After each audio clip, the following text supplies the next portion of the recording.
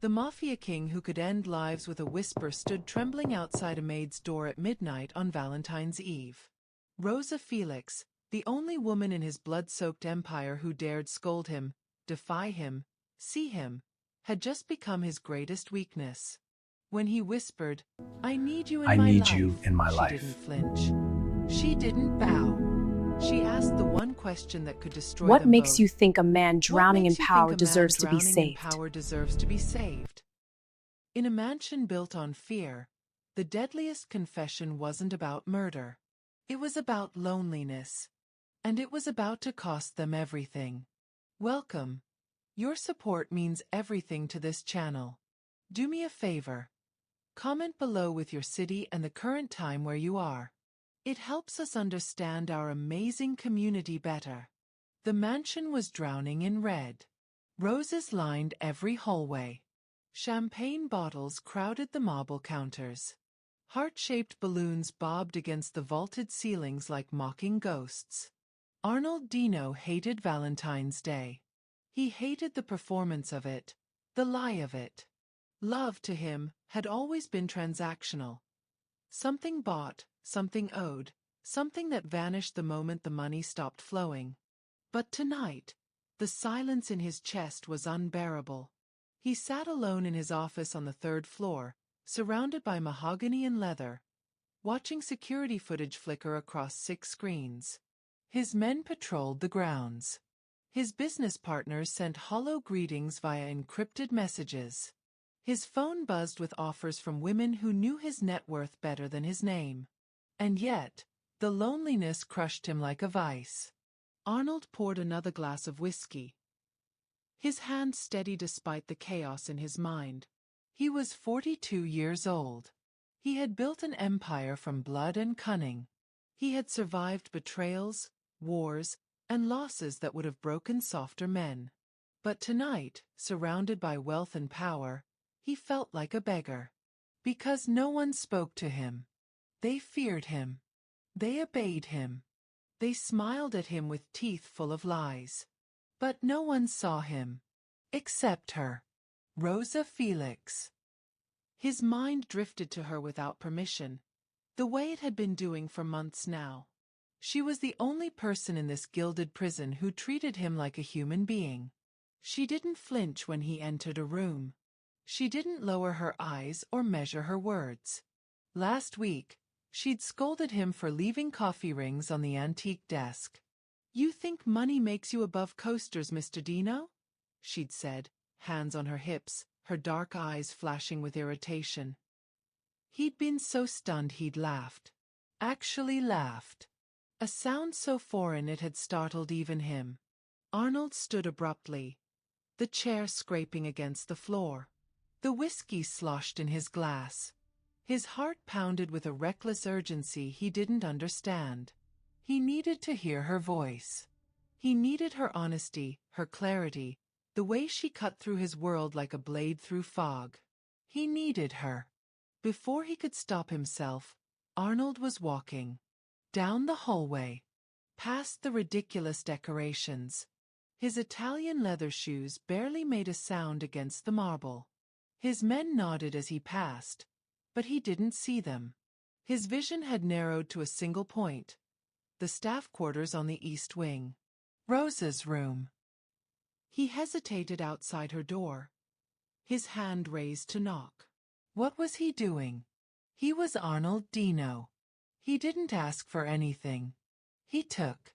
He commanded. He ruled. But this felt different. Fragile. Dangerous. He knocked. Soft. Almost apologetic. The door opened a crack, and there she was. Rosa Felix stood in a simple white t-shirt and cotton pants, her natural hair pulled back in a loose bun. No makeup. No pretense. Just her, beautiful in a way that had nothing to do with decoration and everything to do with presence. Her eyes widened slightly when she saw him, but she didn't gasp. Didn't curtsy. Didn't shrink. "Mr. Dino," she said, her voice calm but questioning. "It's almost midnight. Is something wrong?" He opened his mouth to speak, but the words tangled in his throat. What could he say? I'm lonely. I'm drowning. You're the only real thing in my life. Instead, he said, May I come in? Her brow furrowed. She glanced past him, down the empty hallway, then back at his face. For a long moment, she studied him, truly studied him, and Arnold felt exposed in a way no interrogation or gunfight had ever made him feel.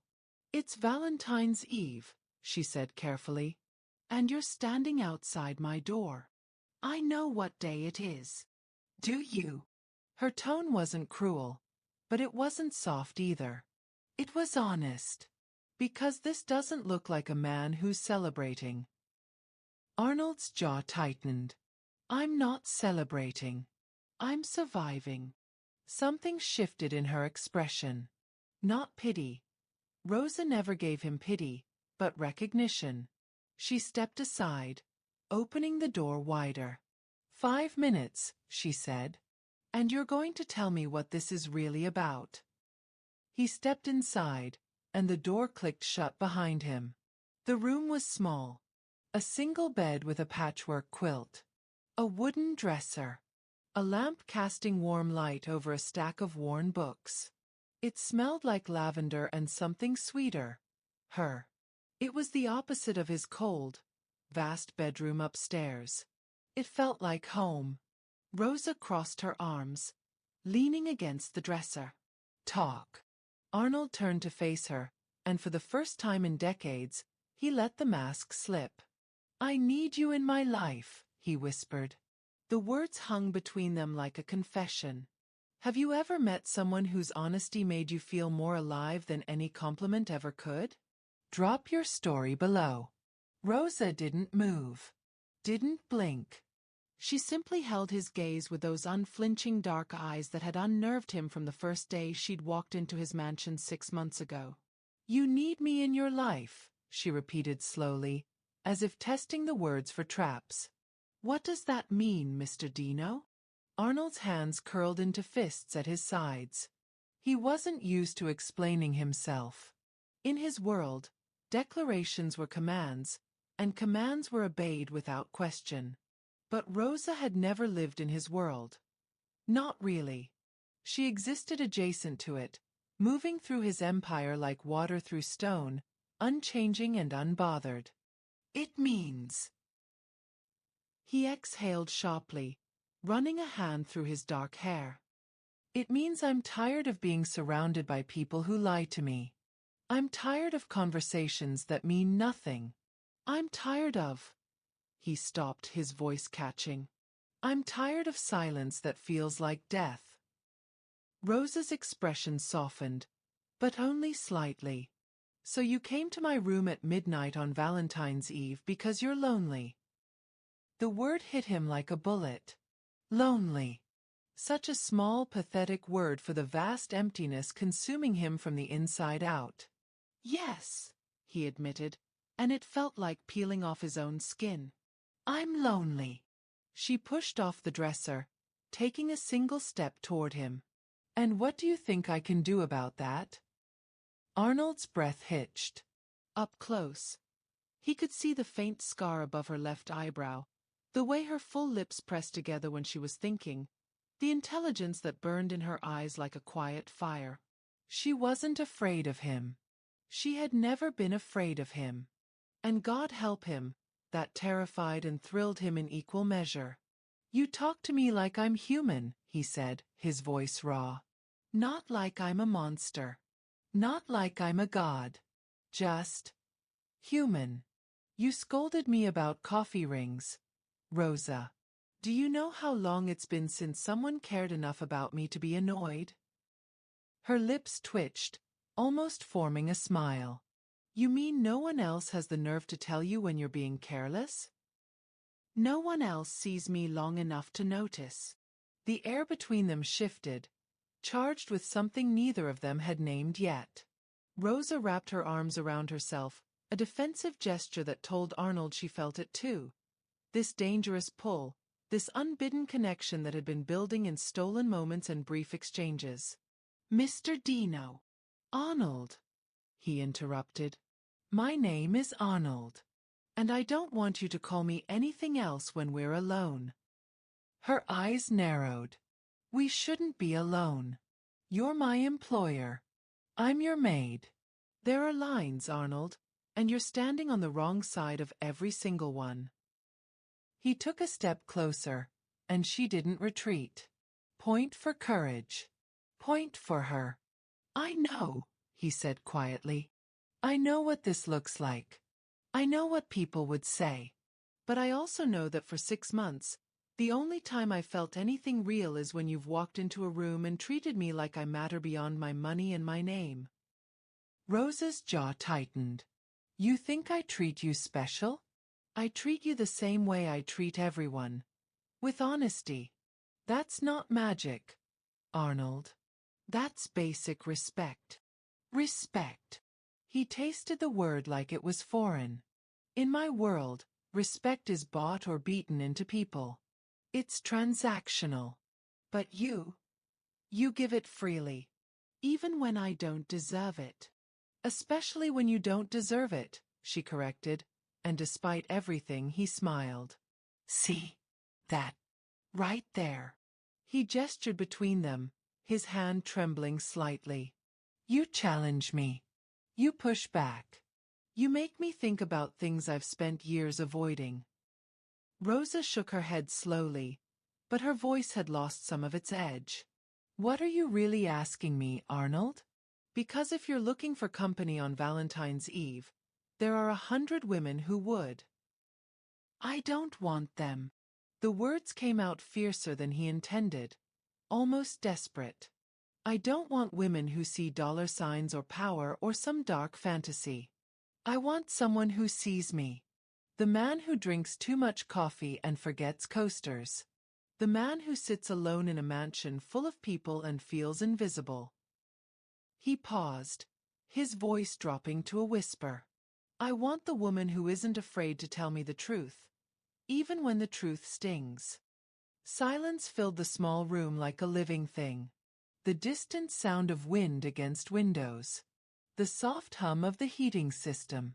Rosa's steady breathing. Finally she spoke. The truth is, she said carefully, you scare me, Arnold. Not because of what you do or who you are out there.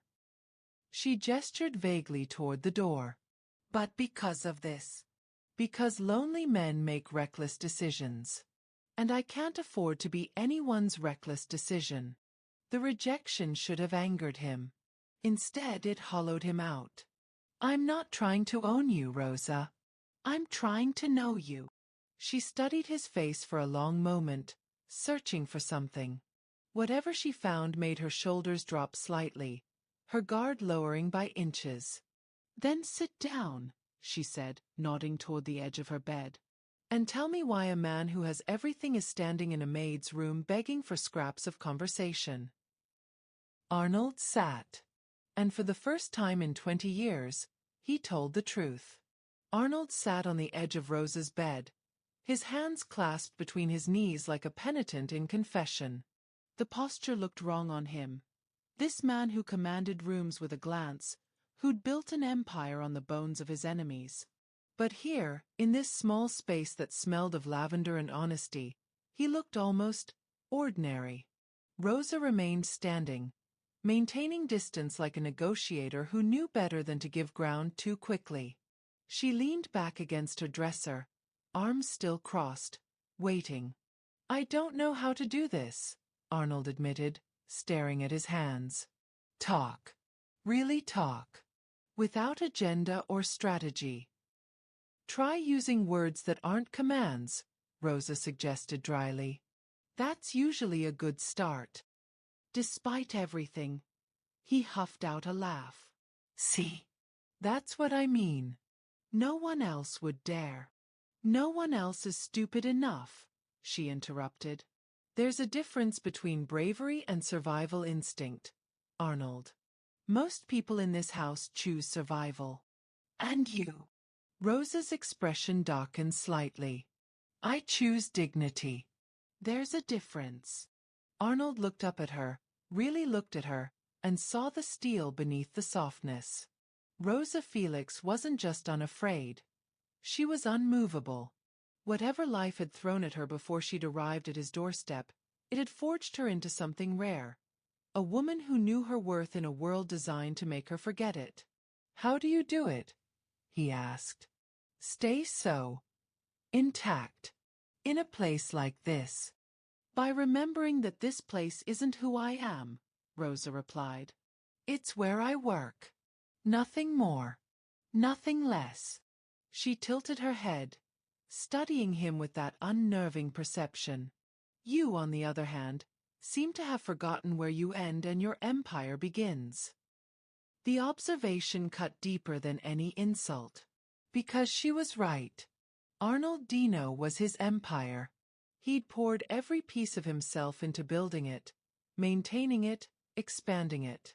Somewhere along the way, the man had disappeared into the myth. "I didn't have a choice," he said quietly. "In my world, you're either the wolf or the sheep. I chose to survive." "Survival isn't living, Arnold." Rosa's voice softened, but her words remained sharp. "You've survived so well you've forgotten how to live." He flinched. "You don't understand what I've been through. What I've had to do." "You're right. I don't." She pushed off the dresser, moving to the small window that overlooked the east gardens. "But I understand loneliness. I understand what it feels like to be surrounded by people and still feel invisible.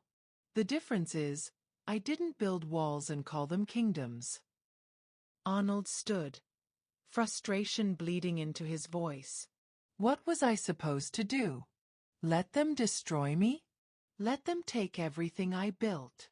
Rosa turned to face him, and for the first time that night, he saw something like pity in her eyes. Not for his circumstances, but for his choices. "You were supposed to remember that power without connection is just expensive isolation," she said. "You were supposed to understand that respect can't be demanded, it has to be earned. Not with money. Not with fear. With humanity." "I don't know how to be human anymore." The confession exploded out of him, raw and desperate. "I don't remember how to trust people. How to let someone in without calculating their angle. Every conversation is a chess game. Every smile hides a knife. And then you." He gestured helplessly at her. "You walk into my office and scold me about coasters like I'm just some careless man who needs reminding, and for 5 seconds, I feel normal." Rosa's expression shifted, something complicated moving behind her eyes. "Is that what you want from me? To make you feel normal? I want—" Arnold's voice cracked. "I want to matter to someone who doesn't need me. I want to be seen by someone who has no reason to lie. I want—" He stopped, the words too vulnerable, too true. "You want me to save you," Rosa finished, her tone gentle but firm. "That's what this is really about, isn't it? You're drowning in your own empire, and you think I'm a lifeboat." "No." Arnold shook his head vehemently. "You're not a lifeboat, Rosa. You're the shore. You're proof that solid ground still exists." She closed her eyes briefly, as if his words physically hurt her. When she opened them again, they glistened with something that might have been tears or might have been anger. "I can't be your salvation, Arnold," she said, her voice barely above a whisper. "I won't. Because the moment I become responsible for your happiness, I stop being a person and become a function. And I've spent too many years fighting to be seen as human to let anyone, even you, reduce me to a role." The rejection should have sent him retreating. Should have triggered his pride, his anger, his need for control. Instead, it did something unexpected. It made him respect her more. Arnold nodded slowly, understanding blooming in his chest like a painful flower. "You're right," he said. "You're absolutely right. I came here asking for something you shouldn't have to give. I'm sorry." He turned toward the door, each step feeling like surrender. Arnold. Rosa's voice stopped him at the threshold. I didn't say I wanted you to leave. He turned back, hope and confusion warring on his face. Rosa gestured to the small chair by her window. I said I can't save you. But maybe we can talk. Like two people who are tired of being alone. No saviors. No pedestals. Just honest conversation. Arnold stared at her. This woman who just set a boundary and extended an invitation in the same breath. This woman who somehow understood the difference between rescuing someone and respecting them. I'd like that, he said, his voice rough with emotion. Rosa smiled. Small, cautious, but real. Then sit down. And this time, tell me something true that isn't about your loneliness. Tell me something about the man you were before you became Arnold Dino, the king. He sat. And slowly, painfully, he began to remember. Arnold settled into the worn chair by Rosa's window, a piece of furniture that had probably cost less than the buttons on his shirt. Yet it felt more comfortable than any throne he'd ever occupied. Outside, the February wind rattled the glass, but inside this small room, something like warmth began to bloom. I was 12 when my father was killed, Arnold began, the words coming slower than artillery fire but just as devastating. Shot outside a grocery store for a debt he couldn't pay. $53. That's what my father's life was worth. Rosa lowered herself onto the edge of her bed, listening with a kind of attention that felt like witnessing. She didn't interrupt. Didn't offer empty condolences. She just listened. My mother cleaned houses to keep us fed. 4 houses a day, 6 days a week. I'd watch her come home with her knees swollen, her hands cracked and bleeding, and she'd still smile at me. Still ask about my day. Arnold's jaw tightened. I swore I'd never let anyone I loved break themselves like that. I'd never be powerless again. So you became powerful, Rosa said quietly. At what cost? Arnold met her eyes. Everything. Everyone. My mother died thinking I was a businessman. I never told her the truth about what I'd become. I thought I was protecting her from disappointment, but really, I was protecting myself from her honesty. You think she would have been disappointed? I think she would have asked me if the power was worth losing myself. He leaned forward, elbows on his knees. And I wouldn't have had a good answer. Rosa was silent for a moment, processing. Then she stood and moved to her small dresser, pulling out a photo in a simple wooden frame. She handed it to Arnold. The photograph showed a younger Rosa, maybe 19 or 20, standing between an older woman with silver-streaked hair and a man in a postal worker's uniform. All 3 were laughing, caught mid-joy at what looked like a backyard barbecue. My parents, Rosa said softly. Mama was a nurse. Daddy delivered mail for 32 years. They taught me that respect isn't about what you have. It's about how you treat people when you have nothing to gain from being kind. Arnold studied the photo, seeing the love radiating from the frame. They're gone. Mama died 3 years ago. Cancer. Daddy followed 6 months later. Broken heart, the doctors said, but I think he just didn't want to be here without her. Rosa took the photo back, tracing her finger over her mother's face. They had nothing, Arnold. No mansion. No empire. No legacy except the way they loved each other and loved me. But they had everything that mattered. And you came here, Arnold said, understanding dawning. To this place. Working for a man like me. Rosa set the photo down carefully. I came here because I needed a job after paying for Mama's treatments and Daddy's funeral. I stayed because... She paused, choosing her words carefully. Because I saw something in you that reminded me of Daddy when he was angry. When he'd come home frustrated by injustice or cruelty, he'd get this look, like he was drowning in everything wrong with the world. Mama would sit him down, make him tea, and talk to him like he was just a man who needed reminding that goodness still existed. "You think I'm good?" Arnold asked, the question almost a challenge. "I think you were good," Rosa corrected gently. "And I think that man is still in there, suffocating under all the armor you've built. The question is whether you want to find him again or let him die completely." Arnold stood abruptly, pacing the small space like a caged animal. "You make it sound simple. Just choose to be better. Just decide to be human again." "It's not simple," Rosa agreed. "But it's possible. If you're willing to do the hard work." "What hard work?" Rosa turned to face him fully, her expression serious. "Respecting people even when they can't do anything for you. Listening even when you don't like what you hear. Being vulnerable even when it's terrifying. Admitting when you're wrong. Choosing connection over control." "That sounds like weakness." "That sounds like strength," Rosa countered, her voice rising slightly. "Real strength. Not the kind you buy or beat into people. The kind you earn by showing up every day and choosing to be decent even when it costs you something." Arnold stopped pacing, standing in the center of her small room, caught between the man he'd been and the man he'd become. "I don't know if I can do that." "Then why are you here?" Rosa asked, not unkindly. "Why did you knock on my door tonight if you're not willing to change?" The question hung in the air like smoke. Arnold opened his mouth, closed it, then tried again.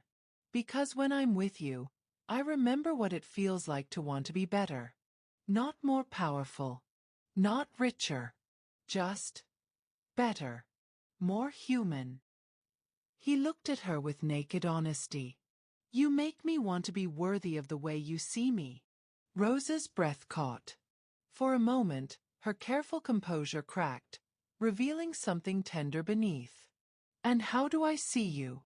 "Like I'm still capable of goodness," Arnold whispered. "Like the boy who loved his mother is still alive somewhere under all this darkness." She crossed the small distance between them, stopping just close enough that he could smell the lavender in her hair. "He is alive, Arnold. But you have to choose to let him breathe. You have to choose to stop suffocating yourself with power and fear and isolation." "What if it's too late? What if I've gone too far?" Rosa reached out slowly, giving him time to pull away, and placed her hand over his heart.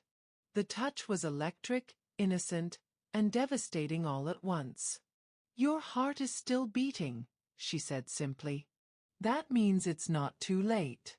That means you can still choose differently." Arnold covered her hand with his own, holding it against his chest like an anchor. "Will you help me?" "I'll walk beside you," Rosa said carefully. "But I won't carry you. The work has to be yours." "Fair enough." He managed a small smile, the first genuine one in years. "I don't deserve your patience." "Probably not," Rosa agreed, her lips twitching. "But respect isn't about what you deserve. It's about what I choose to give freely. And I choose to believe you're worth the effort." Something in Arnold's chest cracked open, a fissure in the armor he'd spent decades building. It hurt. God, it hurt. But beneath the pain was something he'd almost forgotten existed. Hope. When was the last time someone believed in you even when you didn't believe in yourself? How did it change you? The days after Valentine's Eve shifted like tectonic plates. Slow, inevitable, transformative. Arnold began showing up in unexpected places. The kitchen at dawn, where Rosa prepared breakfast for the staff. The garden at dusk, where she took her evening walks. Not hovering. Not demanding. Just present. Learning the rhythm of her world instead of forcing her into his. "You're doing it again," Rosa said one morning, catching him watching her knead dough for bread. Doing what? Staring like I'm some kind of puzzle you're trying to solve. Arnold leaned against the doorframe, coffee cup in hand. Maybe I am. You're the most interesting puzzle I've ever encountered. Rosa rolled her eyes, but a smile tugged at her lips. Flattery doesn't work on me, Mr. Dino. Arnold, he corrected. And I'm not flattering. I'm observing. There's a difference. She dusted flour from her hands, turning to face him. What are you observing? That you hum when you think no one's listening. That you always make extra food in case someone's hungry. That you treat everyone, from my security team to the gardeners, with the same dignity. He paused. You practice what you preach. That's rare. Rosa's expression softened. My mama used to say that respect is like bread. It should be given freely, not hoarded for special occasions. Your mother was wise. She was human, Rosa corrected. She just chose to act like it every day. It's not complicated, Arnold. It's just consistent. Over the following weeks, something shifted in the mansion's atmosphere. Arnold's men noticed their boss asking questions instead of issuing orders. How's your family? He'd ask his head of security. Did your daughter's surgery go well? He'd inquire from his driver. Rosa noticed too. She watched him practice vulnerability like a foreign language. Halting, awkward, but earnest. One evening, she found him in the library, surrounded by photo albums he'd apparently kept hidden for years. My mother, he said, pointing to a faded picture of a woman with tired eyes and a brilliant smile. I haven't looked at these in 15 years. I told myself it was too painful, but really, I was ashamed of what I'd become. Rosa sat beside him, close enough that their shoulders touched. She looks proud of you here. That was before, Arnold said quietly. Before I became this. You're still her son, Rosa said firmly. The Empire doesn't erase that. Your choices don't delete your history. You came from love, Arnold. You just forgot how to return to it. He turned to her, eyes glistening. How do I return? One honest moment at a time. Rosa placed her hand over his. Like this. Like letting me see these photos. Like admitting you're scared. Like asking for help instead of demanding compliance. Arnold interlaced his fingers with hers, the gesture achingly simple and profoundly intimate. You're teaching me how to be human again. No, Rosa corrected gently. I'm reminding you that you never stopped being human. You just buried it under armor so thick you forgot it was there. Spring arrived early that year, painting the mansion grounds in defiant colors. Arnold found excuses to be wherever Rosa was. Not demanding her time, but offering his presence. He helped her carry laundry baskets. Sat with her during her lunch breaks. Asked about her day without making it about himself. You're different, Rosa observed one afternoon in the garden. They sat on a stone bench, surrounded by budding roses. Lighter somehow. I feel lighter, Arnold admitted. Like I've been holding my breath for 20 years and I'm finally exhaling. Rosa smiled, that genuine warmth that made his chest ache. That's what happens when you stop performing and start participating. I want to participate in your life, Arnold said suddenly. Not as your employer. Not as someone with an agenda. Just as Arnold.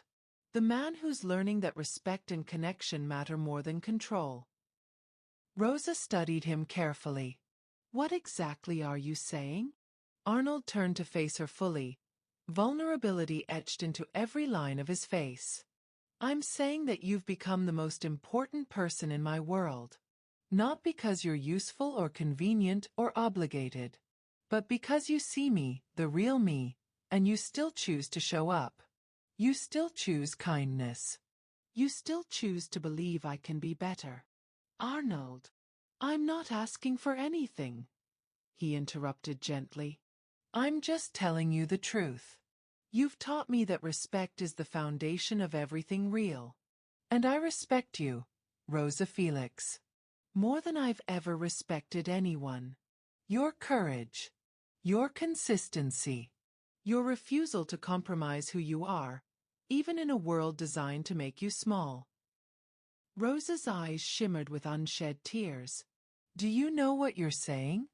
Do you understand what it means, a man like you, caring for a woman like me?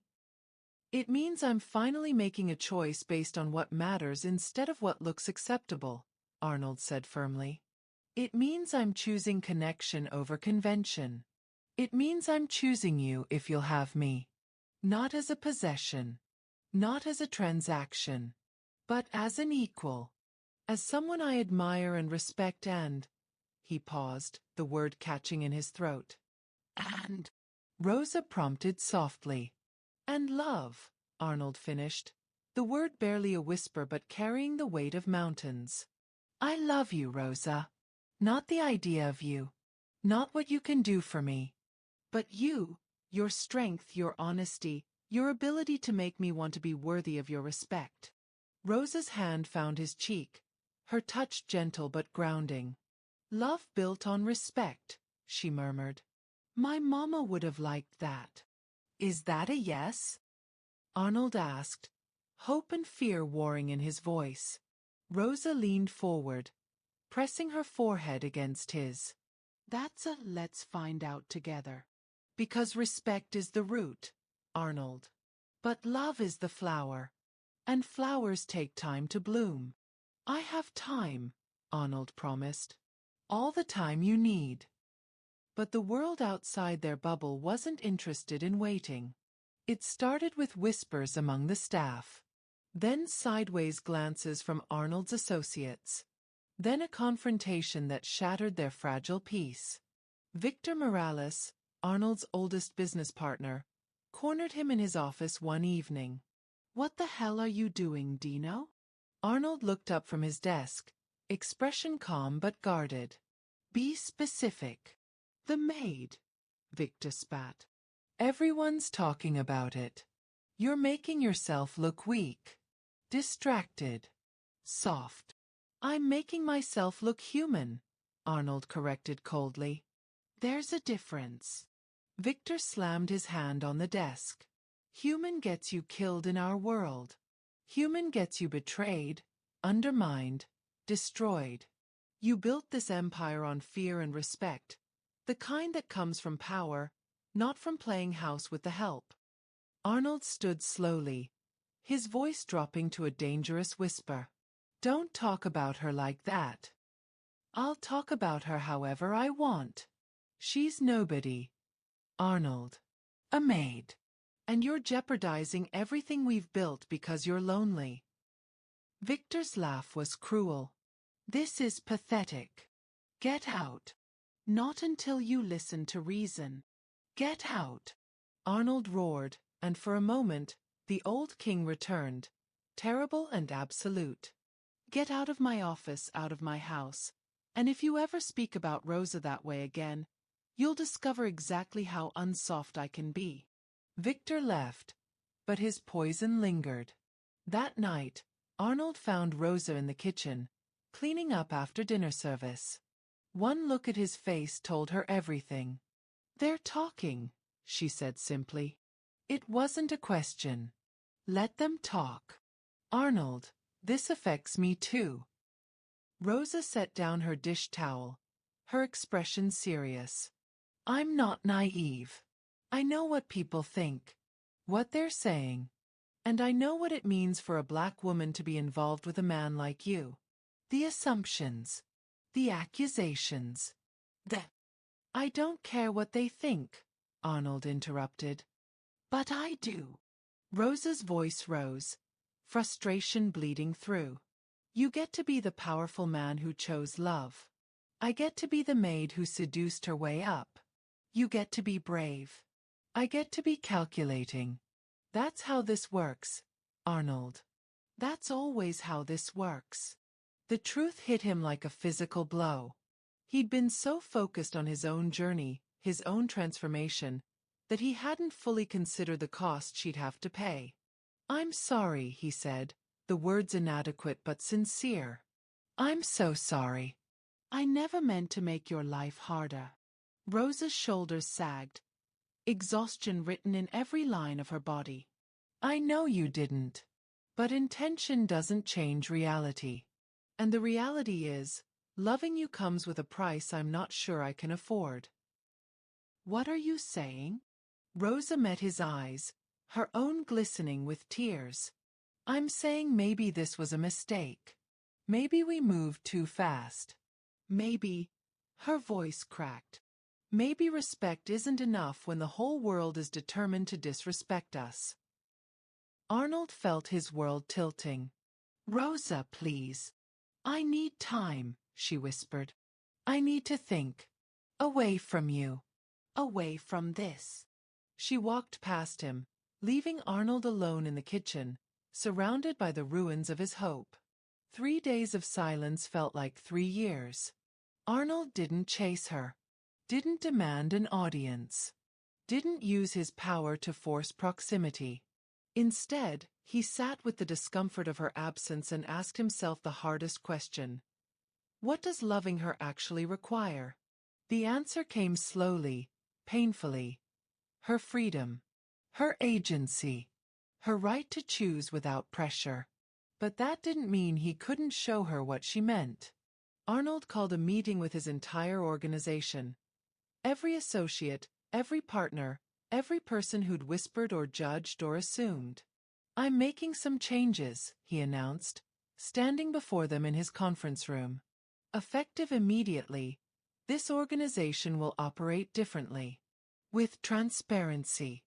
With accountability. With respect for every person who works here, regardless of position."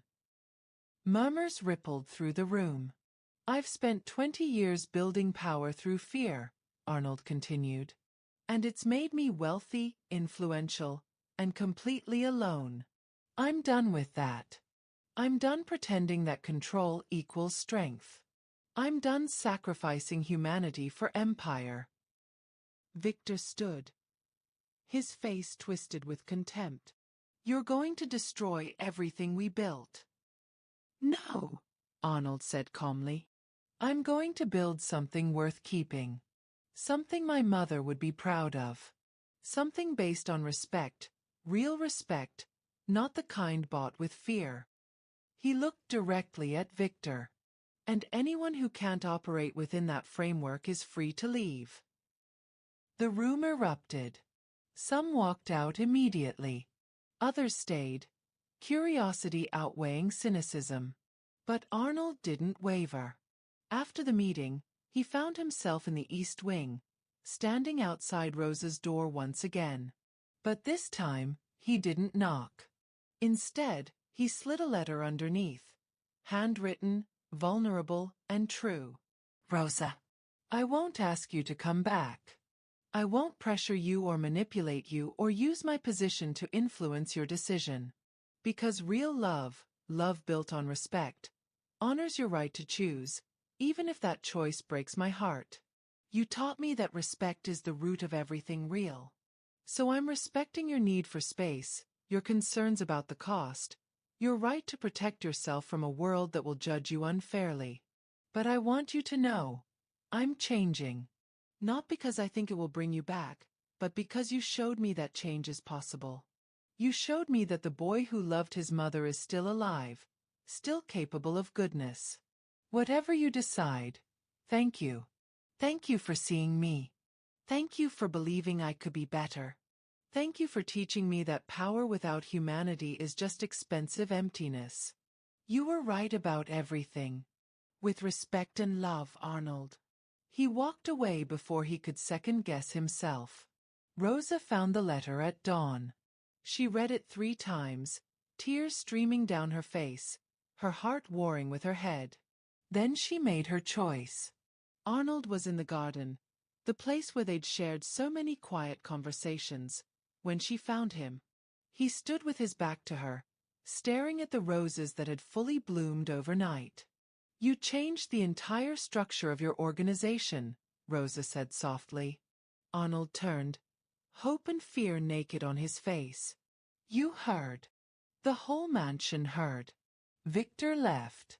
Took half your people with him. Good riddance, Arnold said simply. I don't need people who can't understand that respect and strength aren't opposites. Rosa walked closer, each step deliberate. You could lose everything. I already lost everything that mattered, Arnold said quietly. When you walked away, I realized that all the power in the world means nothing if I can't share it with someone who makes me want to be better. Arnold, I'm not trying to pressure you, he interrupted gently. I just want you to know, I respect your decision, whatever it is. If you choose to leave, I'll give you the best recommendation anyone's ever written. If you choose to stay as my employee, I'll honor that boundary. And if you choose... He stopped, unable to finish. Rosa closed the distance between them, her hand finding his. My mama used to say that love without respect is just pretty poison. But respect without love is just cold duty. She squeezed his fingers. I don't want poison or duty, Arnold. I want the real thing. The messy, complicated, beautiful thing where two people see each other clearly and choose each other anyway. Arnold's breath caught. Are you saying? I'm saying yes, Rosa whispered. Yes to building something real. Yes to choosing love grown from respect. Yes to you. Not the king, not the empire, but the man who's brave enough to change. Arnold pulled her close, pressing his forehead to hers. I don't deserve you. Probably not, Rosa agreed with a small smile. But you respect me. You see me. You honor my voice and my choices.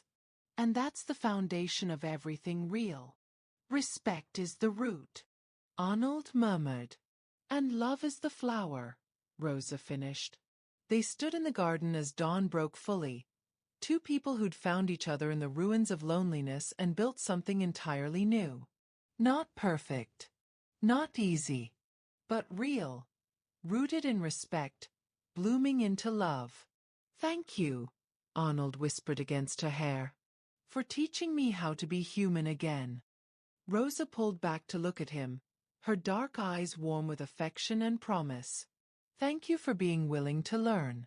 For choosing growth over comfort. For proving that it's never too late to choose differently. And in the garden where roses bloomed defiant and beautiful, Arnold Dino and Rosa Felix chose each other, not in spite of the world's judgment, but because they'd learned that respect, freely given and honestly earned, is the only foundation strong enough to hold real love. What's the most important lesson you've learned about respect in your own relationships? Share your wisdom below. Your story might be exactly what someone else needs to hear today.